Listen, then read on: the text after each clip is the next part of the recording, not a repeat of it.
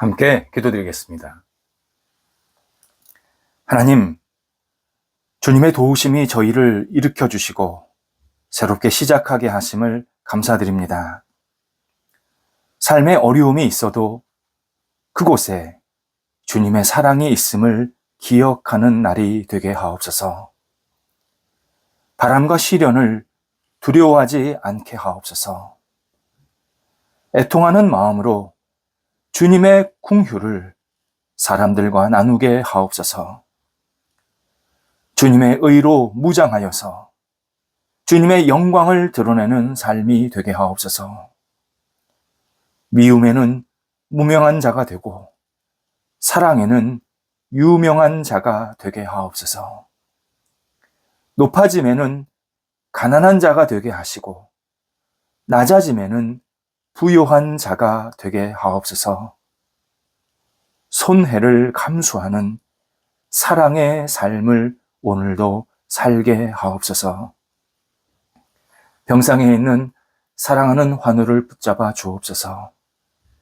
주님의 은혜와 긍휼의 손길을 기다리오니 치유하소서, 회복하게 하소서, 나아지게 하소서, 하나님의 거룩한 손길을 경험할 수 있게 하옵소서. 가정에서, 병상에서 다양하게 가려하고 치료받는 모든 과정들, 성령께서 하나하나 주관하여 주셔서 오늘도 기적의 역사가 일어나게 하시고 하나님 때문에 영광과 찬송을 돌려드리는 고백이 있게 하시고 주님 안에서 새로운 영혼과 육체가 세워질 수 있게 하옵소서. 옆에서 기도하시는 가족들을 붙잡아 주셔서 주님의 사랑을 덧입혀 주시고 힘 주시고 소망 허락하여 주옵소서. 삶의 여러 가지 여건들을 선하게 주장하여 주셔서 뒷바라지하게 어려움이 없도록 인도하옵소서. 자녀들을 주님 앞에 내어 맡깁니다.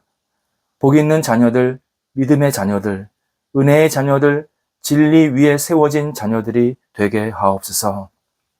어떤 생각, 행동을 할 때에 하나님이 기뻐하시는 모습대로 움직이게 하시고 이기적이지 않게 하시고 다른 사람을 생각하고 넉넉하게 베풀고 나눌 줄 아는, 그리고 다른 사람들을 격려하고 위로할 줄 아는 하나님의 사람들로 세워지도록 인도하옵소서. 장래 여러 가지 고민과 직장 또 만남의 문제를 가지고 기도하는 자녀들 함께하여 주셔서 선한 은혜와 분복이 있게 하시고 삶의 길이 활짝 열리게 해주셔서 하나님과 동행하면서 맡겨진 재능을 가지고 마음껏 쓰임받도록 인도하옵소서. 어린 자녀들 무럭무럭 잘 자라게 하시고 평생 주님을 놓치지 않고 주님 안에 거하는 분복이 있게 하옵소서. 학업에 있는 자녀들 공부할 때에 하나님 앞에 모든 것을 내어 맡기는 믿음의 자녀들 되게 하옵소서. 최선을 다하게 하시되 주님의 지혜를 구하게 하시고 열정을 다하게 하시되 하나님의 뜻을 찾으며 공부할 수 있게 해주셔서 다음 단계를 준비하는 하나님이 기뻐하시는 모습들이 있게 하여 주시옵시고 이 학업의 시간들을 통해서 하나님의 손길을 경험할 수 있게 하옵소서.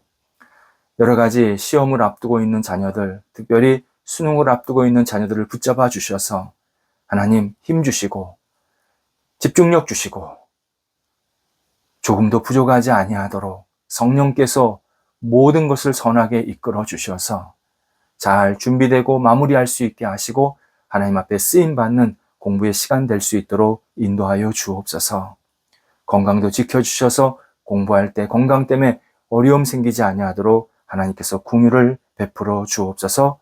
무엇보다도 우리 공부하는 자녀들에게 원대한 꿈이 있게 하여 주옵소서. 일터를 주님 앞에 드립니다. 우리 사랑하는 성도들의 일터가 오늘도 확장되게 하시고 안정되게 하옵소서. 다양한 역할들, 일터들이 있사오니 하나님께서 선하게 이끌어 주셔서 주님의 뜻을 이루게 도와주시고 하나님 나라에 크게 쓰임받는 귀한 역할들, 일터들이 되도록 인도하여 주옵소서. 좋은 교류가 계속 이어지게 하시고 마무리되게 하여 주옵소서. 도전하고 배우는 시간들 하나님께서 큰 깨달음이 있게 하셔서 이 도전이 하나님을 영화롭게 하게 하시고 새롭게 인생을 힘차게 나아갈 수 있는 복된 시간 되도록 역사하여 주옵소서. 시작한 일들 은혜 가운데서 잘 순적하게 진행되게 하시고 사람들에게 유익과 은혜를 나눌 수 있게 하옵소서.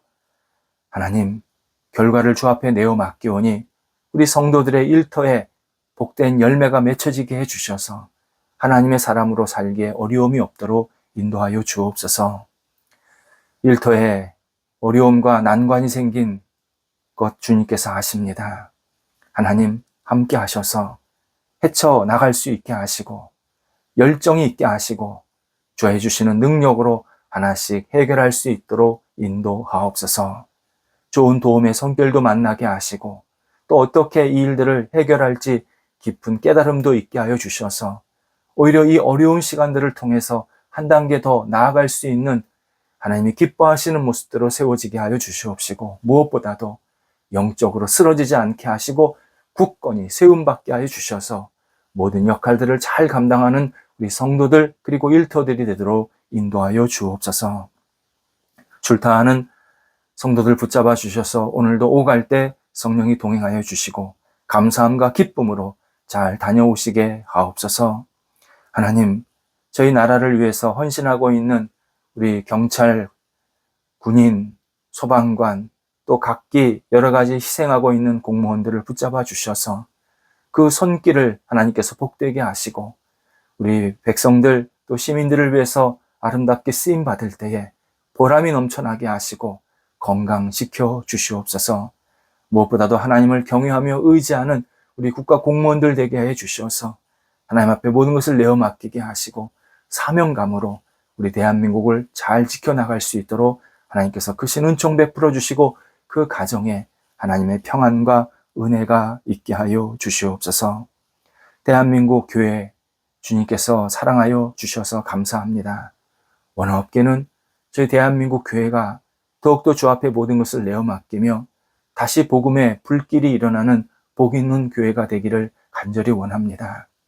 말씀에 흥황이 있게 하시고 하나님의 살아계심과 역사하심이 나타나는 교회들이 되게 하시고 하나님 앞에 쓰임받는 교회들, 하나님의 은혜가 넘치는 교회들, 구원이 있는 교회들이 될 수 있도록 함께 하옵소서.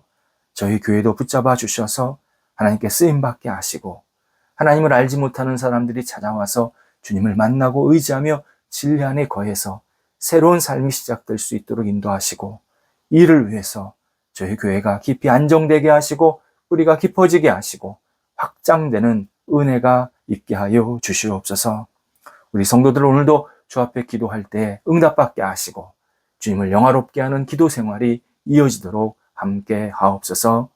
예수님의 이름으로 기도드립니다. 아멘. 오늘 우리에게 주시는 하나님의 말씀은 신약성경 요한 1서 3장 7절에서 8절 말씀입니다. 요한 1서 3장 7절에서 8절입니다. 살아계신 하나님의 말씀을 봉독합니다. 자녀들아, 아무도 너희를 미혹하지 못하게 하라. 의를 행하는 자는 그의 의로우심과 같이 의롭고 죄를 짓는 자는 마귀에게 속하나니 마귀는 처음부터 범죄함이라. 하나님의 아들이 나타나신 것은 마귀의 일을 멸하려 하심이라. 아멘. 영화 쉰들러 리스트는 매우 신앙적이고 성경적인 내용입니다.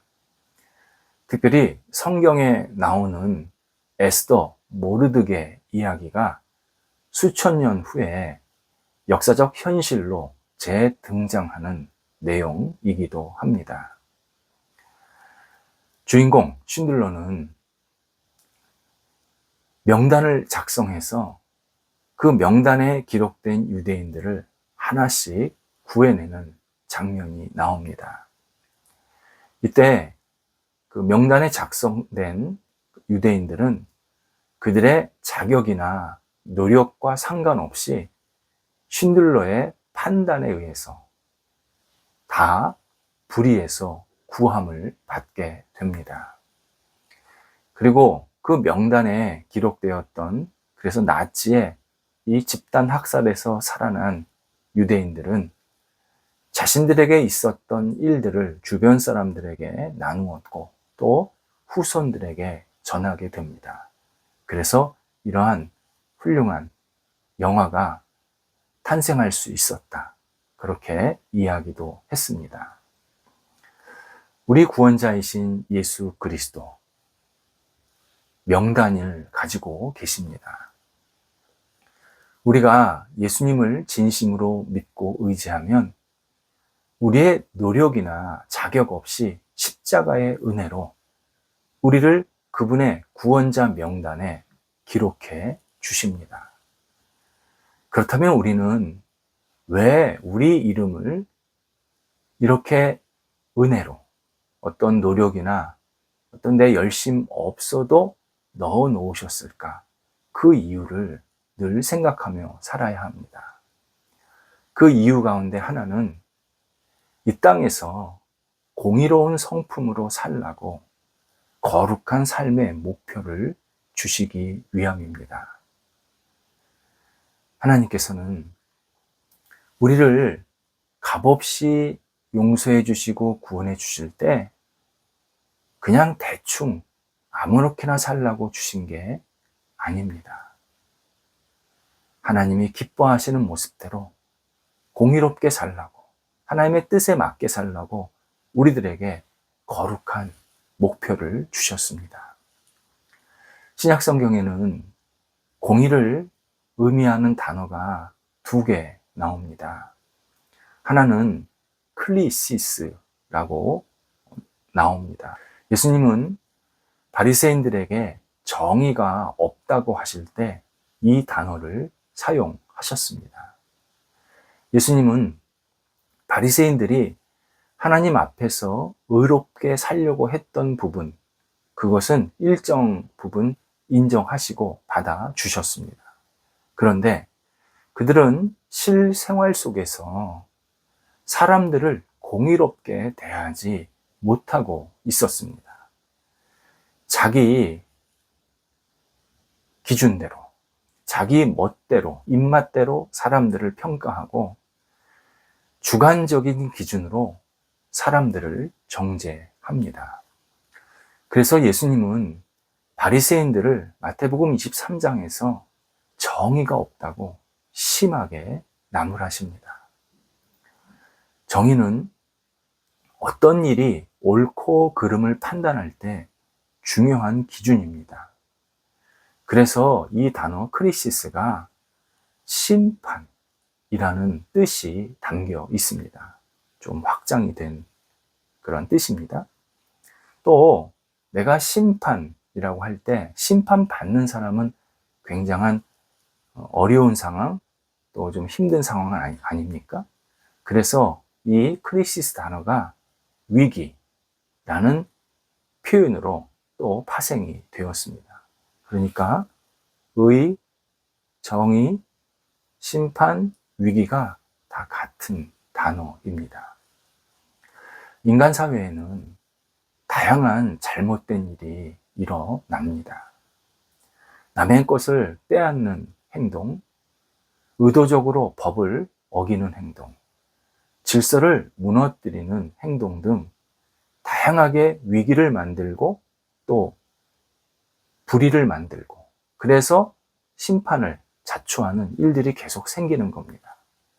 이로 인해서 고통받는 사람들이 계속 생기게 되고 또 나는 잘못된 행동을 하지 않으려고 했지만 누군가의 잘못된 불의한 행동들 때문에 내가 불의한 결과를 받을 때도 참 많습니다. 바로 이때 옳고 그름을 판단할 수 있는 기준, 그것이 정의입니다. 그렇다면 우리가 반드시 생각해야 할 점이 있습니다. 어떤 일을 정의롭다고 또는 반대로 불의하다고 판단하는 기준은 무엇일까? 조금 더 정확하게요. 정의롭다고 판단하는 원천적인 기준.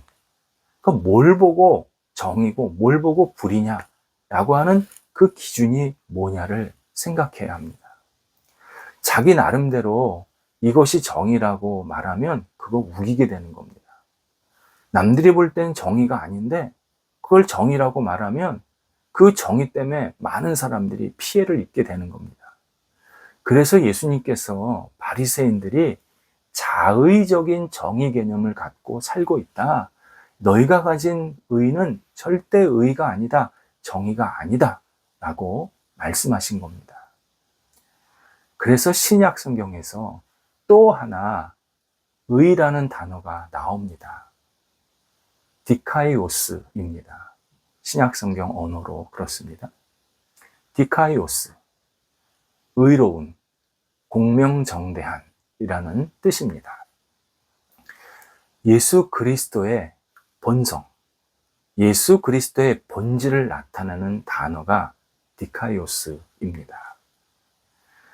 예수 그리스도를 믿는 사람, 그리고 하나님을 믿는 사람을 의롭다고 이야기하실 때 역시 디카이오스를 쓰게 됩니다.